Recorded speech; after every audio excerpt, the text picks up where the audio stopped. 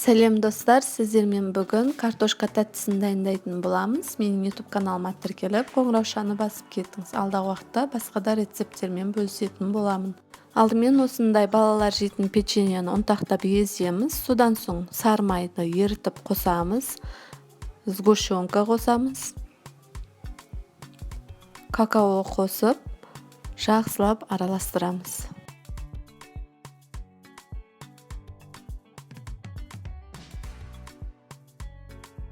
Міне араластырып болдық. Қолымызбен ұстағанда осылай қолға жабыспайтын болу керек.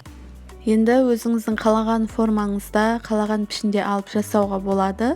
Мен жартысын кішкене жалпақ пішінде етіп жасадым, жартысын дөңгелек пішінде жасадым. Дәмі өте керемет болып шығады. Печеньені барынша блендермен езген дұрыс.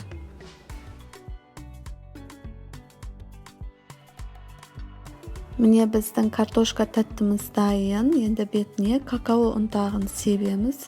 Немесе сахарная пудра, қант ұнтағын сепсеңіздер де болады.